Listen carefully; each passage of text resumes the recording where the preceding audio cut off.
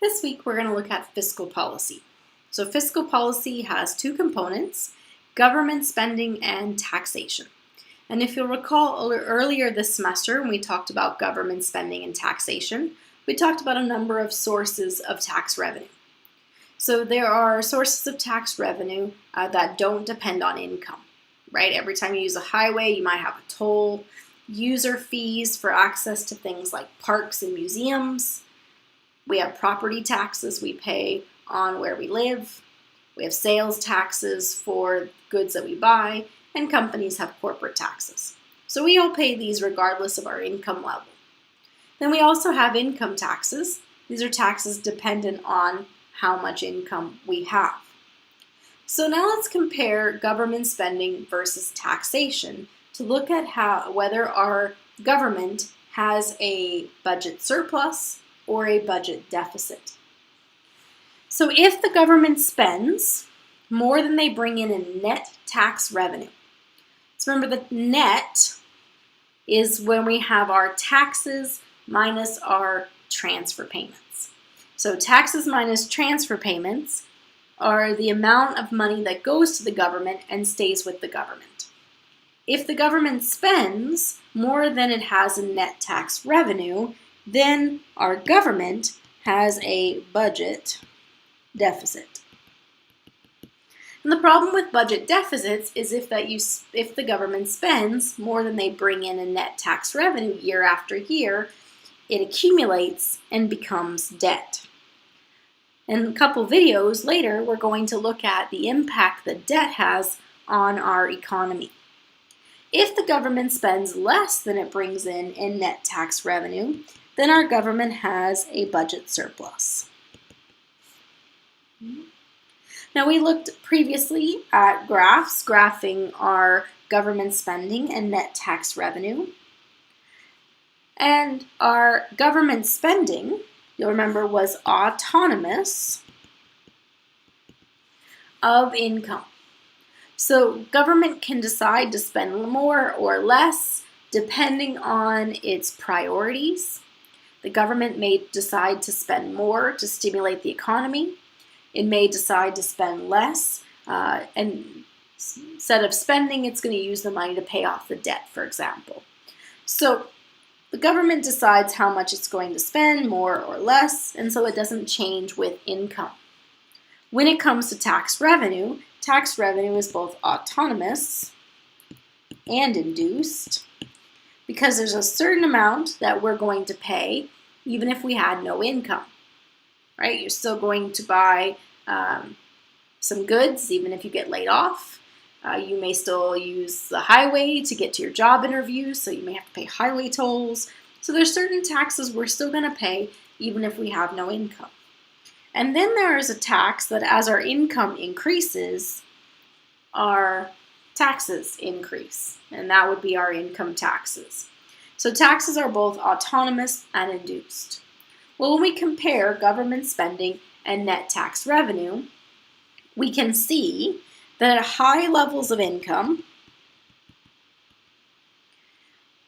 the tax revenue is more than the government spending.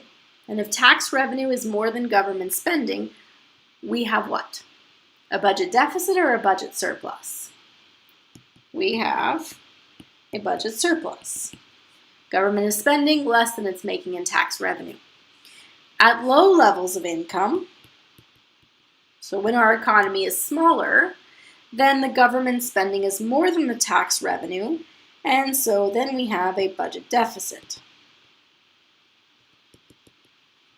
So if our income falls, then we're paying less in terms of income tax, so the government has less money. They still have to spend to operate our economy, and they may even spend more to help stimulate the economy, and so all of this is creating a budget deficit. Well, let's look at what's happening with the Canadian economy and whether we have a budget deficit or a budget surplus. So 2015 to 2016, this was the primary sources of government revenue. So you'll notice that almost half of the tax revenue that the federal government brings in comes from income tax. You can also see here in green is corporate tax. In the pinky orange color is our GST. And so you can see a number of the different types of taxes that we pay in Canada. If we were to compare the amount of taxes we pay to other countries, we could look at what is called the effective tax rate. The effective tax rate says the average person in the country, how much do they pay in terms of taxes. So on this here, the light blue shows income tax, the dark blue shows your social insurance. Now, if we were to look at where Canada falls in the mix, then Canada falls really about here. Our effective tax is approximately 30%. And you can see that our effective tax rate is higher than it is in the US. Okay. US about 25. And both of those are lower than countries like Belgium, Greece, Italy, Germany, France, who pay much higher tax rates. So we've seen now the tax revenue. Let's look at the expenses. So here we have 2015-16. We can see where our federal government spent that tax revenue. So when it comes to our expenses, about a quarter of the expenses are transfer payments to the provinces. That's what you see here in green. So that's money moving from the federal government to the provincial government to help pay for some of the things that are within the provincial purview. The dark black you see here is national defense, about 10%. We see that there's a good portion of federal expenses are in terms of transfer payments. Transfer payments where the government pays you. And in fact, transfer payments have been the largest expense for the government since the 70s. All right, so let's compare government spending to net tax revenue. Do we have a budget surplus or a budget deficit? So what you can see here is from about 1985 to 2014, you can see years where we had a budget deficit and years where we had a budget surplus. So in the 80s and early 90s, we had a deficit. Through the late 90s, early 2000s, we had a budget surplus. And since then, we've had a budget deficit. The problem with the budget deficit, of course, is that if you continue to have a deficit year after year, it leads to debt. And so it's important that we identify the two different types of debt. So do you remember those two different types of debt from earlier this semester? We have structural and we have cyclical. Cyclical debt is where you accumulate deficits when the economy is contracting, but then when the economy gets better, then you're going to pay off that debt. Structural debt is where year after year you keep deficit spending and it just keeps adding to the debt. So structural is very long term. Cyclical, over a couple years, you'll pay it back. And so the question is, for Canada, if we continue to have our deficit spending that you're seeing here, do we have structural or cyclical debt?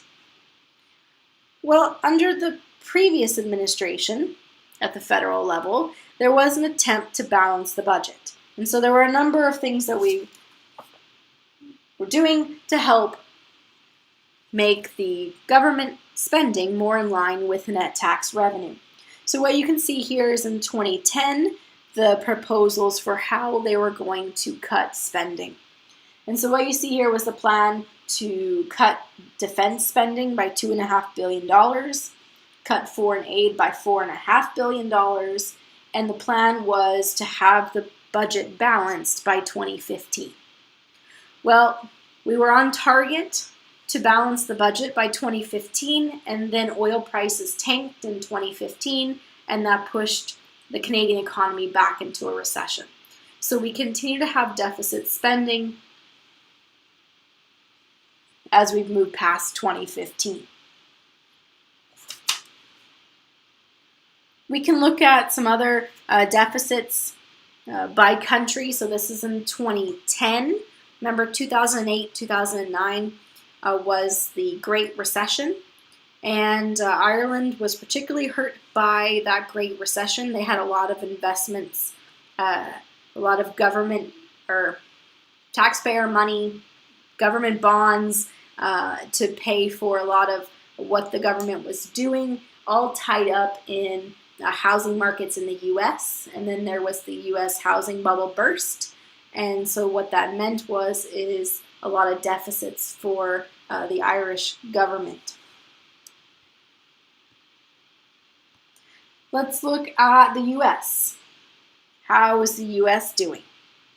Well, what you can see here on the left is from 2000 on, you can see the forecasted budget and whether it would be balanced or not. In the U.S., they continue to have deficit spending year after year after year. In fact, they haven't had a budget surplus in over 20 years. So if they don't have a budget surplus year after year after year, they just keep deficit spending year after year after year, then they're accumulating structural debt. If we break down the federal spending as a percentage of GDP, you can see where the funding is coming from. And the challenge that the U.S. government is having is that they keep running out of money. So if you continue to deficit spend, then that means that money is debt. And debt means that you have to borrow the money from someone to get by in the short term until you pay it back.